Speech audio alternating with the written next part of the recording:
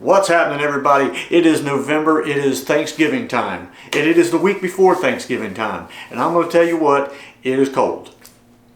Don't know where you live, but if you went from summer directly to winter, that happened here too. As a matter of fact, I know up north, man, y'all are getting some snow.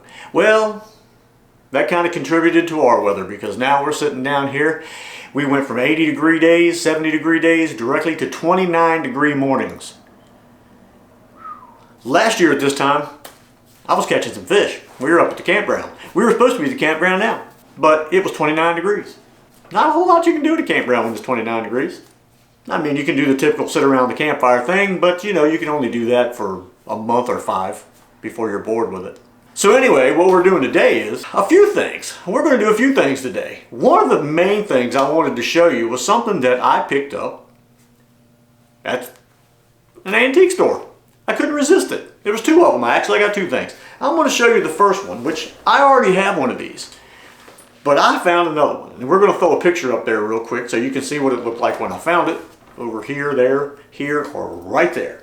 But anyway, there it is. Another Abumatic 120. Now, these things, I don't find them very often. They're very hard to come across.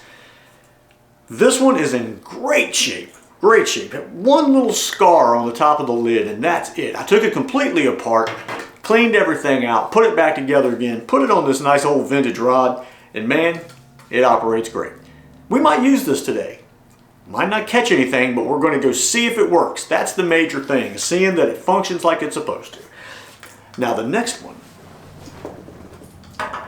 In all of my years of looking for old reels, I've never come across one of these before. And I wasn't really sure that even if I did, I would even do anything about it if I just let it be. That is a Spinster. A very, very cool half-bale fishing reel. It is called the Bache Brown Spinster. Now here's the cool part about it. Lionel Trains. That's right, Lionel Toy Trains, okay? The toy train company. They're the ones that put this out, okay? And it's from the very early 50s. They made the split bale up till about 54, I think it was. I've done a little bit of my homework and can tell you just enough to be dangerous and be partially wrong. So you'll have to really look it up yourselves if you're really wanting a whole lot of information on this reel. But it's mostly metal, except for this side, the black plastic. Now, I used to mess around with old toy trains when I was a kid, and I know a lot of people that collect them. It's not my thing, but I do know a little bit about this plastic. I can tell. You can tell that that is from the old toy trains, because if you've ever seen any of the old toy train controllers, the big ones, the big scale trains, it's that same plastic, that same really hard plastic. So, is there a bearing in here? Nah, I didn't see one. Tore it all apart. Put some pictures up here for you. Very simplistic, but yet not simplistic in a cheap manner, okay? This thing really works well. Once I got it all taken apart, the bale was stuck. It wasn't moving. Had to take it all apart, clean all that out.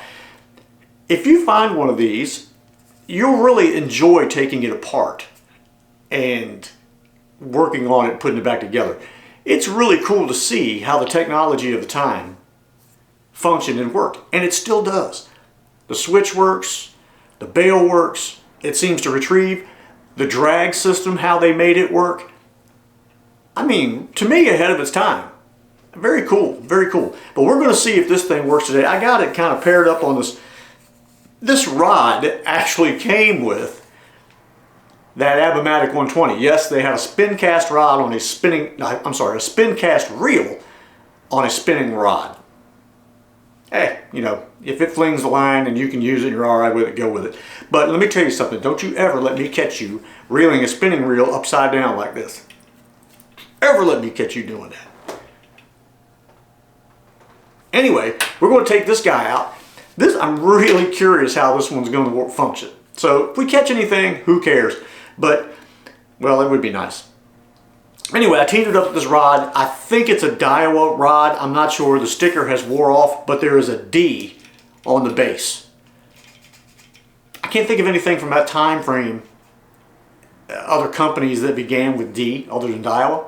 Might be just slipping my mind. Maybe y'all know of one. But anyway, it's your typical hollow tubing fiberglass rod.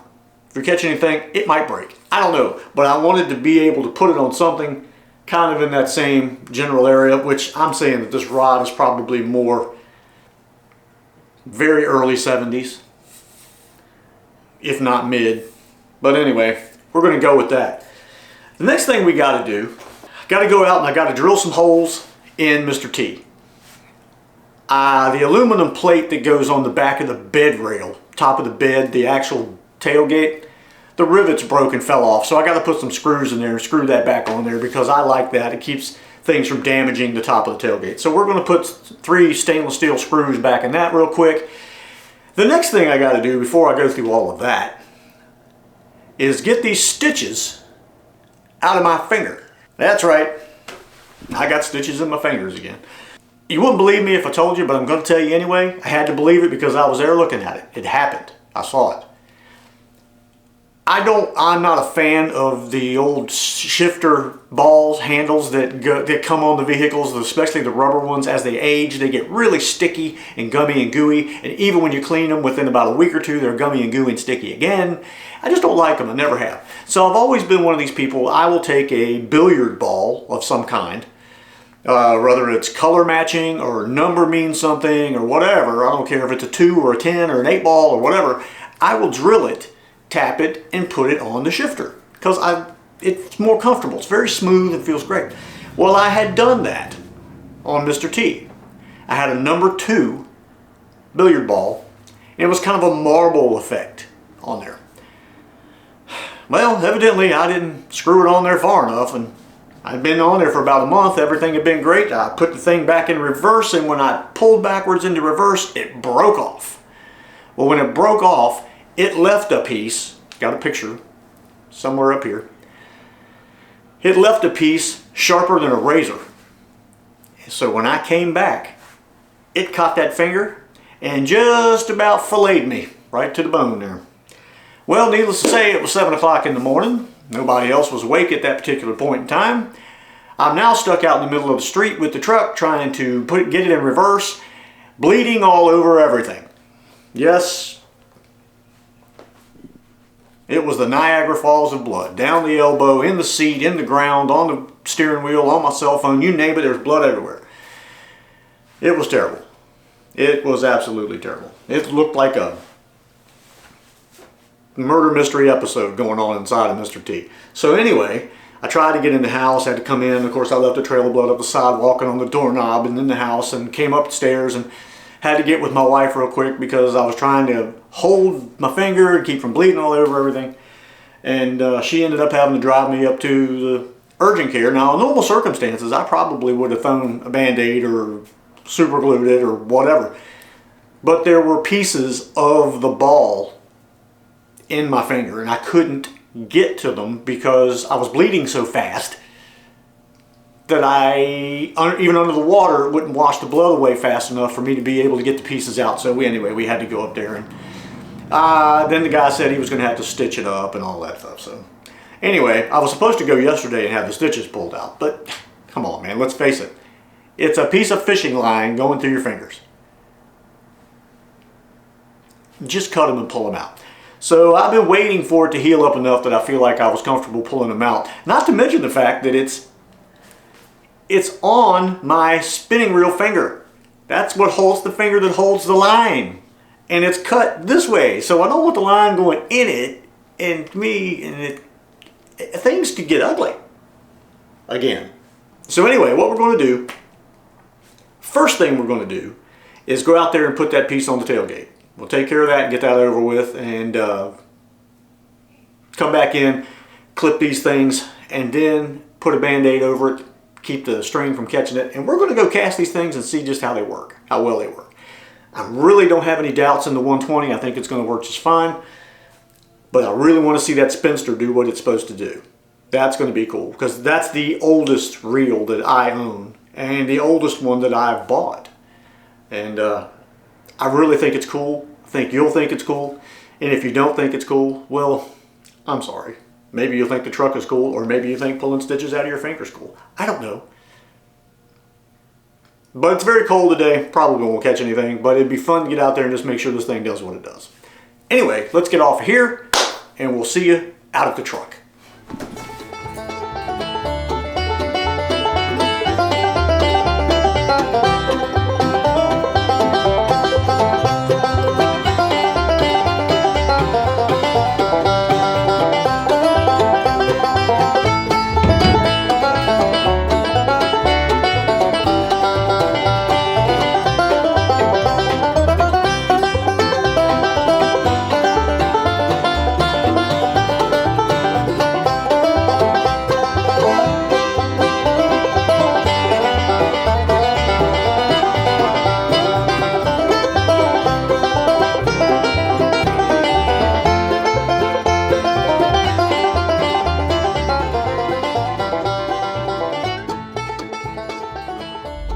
So we're going to run over to the place and see if we can catch something, or at least cast a few things, since we've managed to get all of our other work out of the way.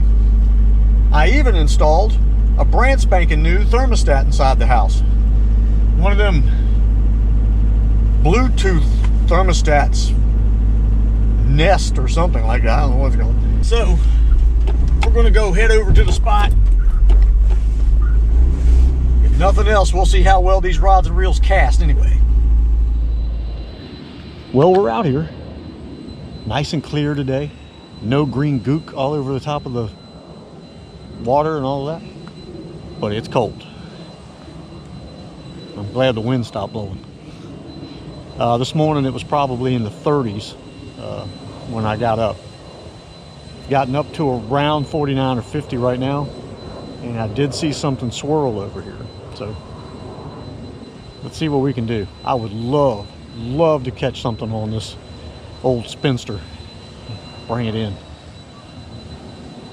Did I mention I would love it? I'm coming for you, fish. Okay, this is how this thing acts. I'm gonna have to be careful with that finger because we know all about that. You grab here. I'm assuming you have to pull. You probably got to pull the line out from under it physically. You pull out on the bail. And I'm going to sidearm this thing first.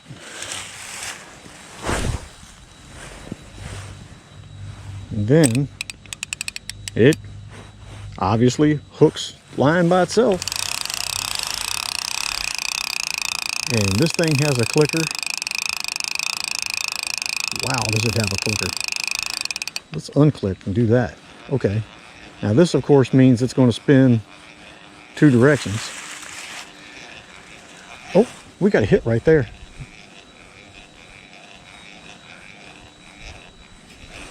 We got a hit right there. Okay, I'm not sure how I feel about this whole having to take the line out thing, because if you got to do that, it seems like probably should have done my homework a little bit more on this thing before. I'm getting used to it. Only the second cast. We'll let that fall. Wow, that is noisy. So I guess you physically have to take the line out from underneath of it. Okay. Okay, what did I do wrong? Nope, that thing hooked back into it again. Okay.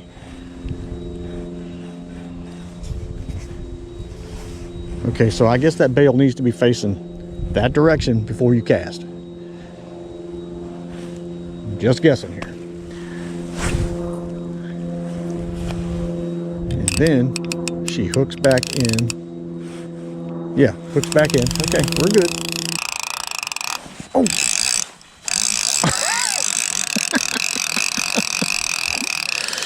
Well, there it is. The first fish of the Spinster.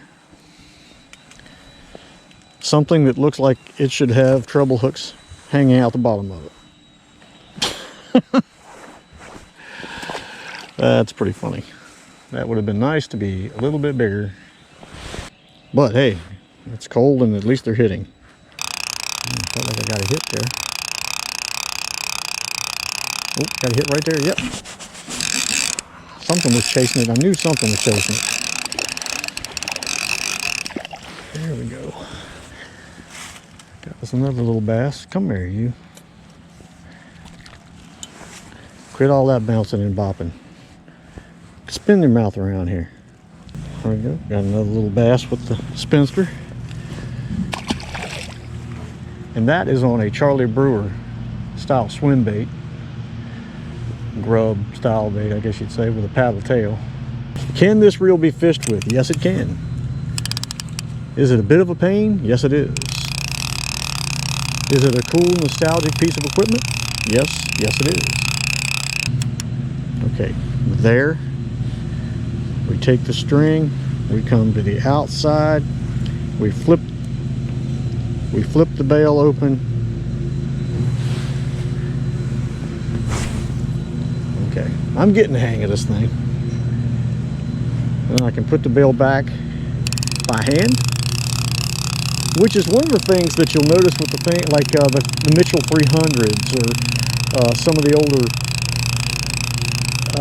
spinning reels, is that you can't manually flip the bail. You have to retrieve the flip the bail. But with this, man, we got a hit right there. With this, you can actually get hung up in every bush around you. Okay, so if you bring that too far, okay, right down there. Okay, I'm gonna show you. Right down here at, I guess you would call that, what? 4 o'clock? Let's call that 4 o'clock. Is where it needs to be. Okay, 4 o'clock. I hate using my old messed up finger here but if you take it, pull the string up to the base at 4 o'clock, when you flip that out, come on now, you flip that bail out, when you cast, that string will not catch that bail. It might catch your finger, but it won't catch the bail. Then you can do it with the retrieve, or you can do it manually. If I was left-handed, this would be great. If you take the bail there, but then you got to bring the line out. Okay, maybe 11 o'clock is better. Any of y'all have ever used one of these, please feel free to say something. Give me some indication of what, because I haven't YouTubed this thing or nothing. We had a 1975 Starcraft camper pop-up that sounded like this when you were putting it up. We got him. We got him. Yeah, we got him. I don't know what we got, but we got him. He seemed a lot bigger when he hit than what we wound up with there. And that was out deep.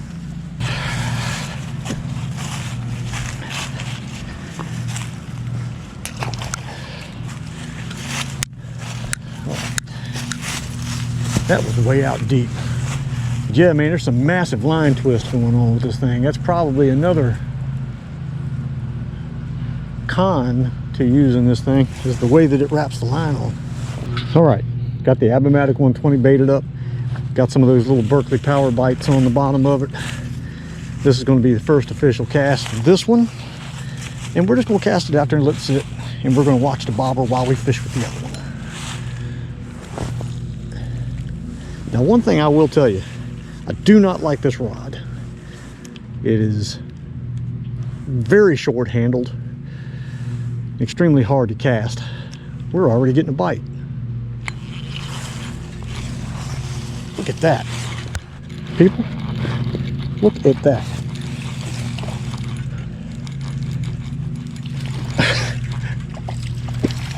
A bass.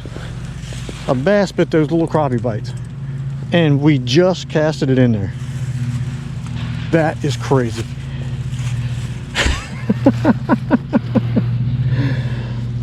That's crazy.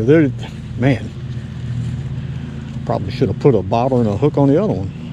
Well, thank you. Let's do that again. I mean, I wouldn't have even had time to get the other one cast before those little guys hit.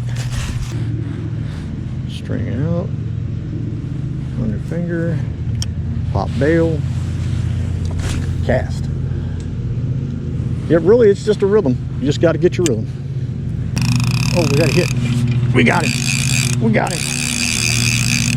We got him. We don't have much, but we got whatever that is. There we go. Another little bass. And I say little, I ain't kidding. So what's happening, everybody? We are back. We're back at the house. Things were happening. First things that were happening were my fingertips had gotten so cold that I couldn't hardly feel the line anymore. That's what happens. We get old and things happen. My feet were numb. I wasn't really dressed for wintertime. Just put it that way. Nice Carhartt jacket, but everything else was just typical, normal me. And which means it was 30-some degrees out there and I was freezing. But hey, we caught a few fish. That's kind of what it mattered that to me, is I wanted to use these rods and reels, these combos that I had gotten, and I wanted to catch a few fish. It would have been nice to have caught a few things larger than what I caught, and I think I probably could have. Because on several occasions, I hooked into some pretty good sized fish. But the line kept breaking. I could not figure out for the life of me what was going on. The line just kept snapping. So it also dawned on me, I thought that I had put 6-pound trout magnet SOS on here, which is why I was rather discouraged as to why this line kept breaking. 6 times. 6 times. Now I did get hung up twice and broke off. And I got hung up 3 times and broke off. The other 3 times were setting the hook on fish. This stuff sounded like whip snapping every time it broke. I couldn't figure out what was going on. First off, it was not 6-pound trout magnet SOS that I had on there. I thought that's what I had put on. I thought that's what I remembered. That is what's on the 120, the Abumatic, because I didn't have enough to go on the Spinster. So I used right there. That's what I used, and it was a vicious monofilament, and it was in a high-vis yellow. Well, I'm going to tell you what, that stuff, let me show you. Let me show you what 6 times breaking, this stuff is junk. I mean, this is a 6-pound line, okay? I'm not sure I should be doing this, but you see that? This is a 6-pound line. There's no way. No way. And I'm barely pulling on this stuff. Okay? Ladies and gentlemen, that's garbage is what that is. 3 fish. Large fish too. Good ones that would have been really fun to have reeled in on that Spinster rod and reel. Well, Spinster reel. Line broke. I completely emptied that spool, that reel, or I'm sorry, the spool, wherever I put, what did I do with it? It was 300 yards of that junk, and I put most of it, unfortunately, on that reel. That was depressing. So, just that being said, there it is right there. I'm going to let you see it. I'm hitting things over there. It is a very, very cool reel. And I truly believe that once you get the hang of it, and that goes without saying, you know, when you're bait casting, when you're spinning reels, whatever, there's ABCs and there's there's a style to doing it, and there's a rhythm you get in. Same way with this reel here. Once you get that rhythm, once you get, I'm going to show you real quick. You bring it around 7 o'clock. You bring it around somewhere around 7 o'clock, 6, 7 o'clock. You take the string out from underneath of the bail, you bring it up to the rod, you flip the bail open and you cast. You can either manually flip it back or you can retrieve it and get it back. But this deserves a second chance. And it's going to get one. It's going to get a second chance. It would have been really nice to have pulled off a pretty decent sized fish at some point today other than the little ones, because, no joke, 3 times I hooked into something decently sized and the line broke. I'm not going to harp on that any longer. Now let's go over here. We only caught 1 fish on this because actually I kind of stopped fishing with it because I was trying to figure out what was going on with the other one. But we did catch 1, and that alone is kind of historic because I've never caught a fish on a bobber and a hook at that lake. I've never done it. So that's pretty cool. So there you go. The Spinster by Bach. What is it? Let's look at that again. Bache Brown Spinster. And it says on here, Airx division of the Lionel Train Company. That's pretty neat. But let me tell you, this ain't no toy. It's fun. And you gotta know how to use it. And if I used it every day, I would be a spinster professional. I'd be a professional spinster. I don't know if that's something about that doesn't sound quite right, but it's fun. It's going to get a second chance, as well as the Abumatic 120, because we did catch a fish on it. But we're going to change rods. I do not like that rod that's on there. The little handle's about that long, and it's just too hard to fling, man. It's too hard to fling. So anyway, hey, I hope you enjoyed this little video. I also hope that you all have a great Thanksgiving. This video will be coming out tomorrow, which is Sunday, and it will be my last video until next Sunday, so Thanksgiving will fall in between. I hope you all have a wonderful Thanksgiving, and I hope that you're all enjoying what you see. If you like what you see, hit that thumbs up, subscribe if you'd like, but it all helps me make the channel grow. I've got a lot more plans, a lot more things to do, and not enough time to do them in. That is where the problem is. It's time. It's always. Problem has always been time. But you know what? Maybe we can grow this channel, make it bigger. I can leave my job and I can move on to doing nothing but YouTube videos, and that would make me happy. Do you want to make me happy, people? Boy, I'll tell you what. That would do it. That would tickle me to death. Anyway, that's enough of that staring out into nowhere. Thank you guys for watching. Happy Thanksgiving to you, and I'll see you next Sunday.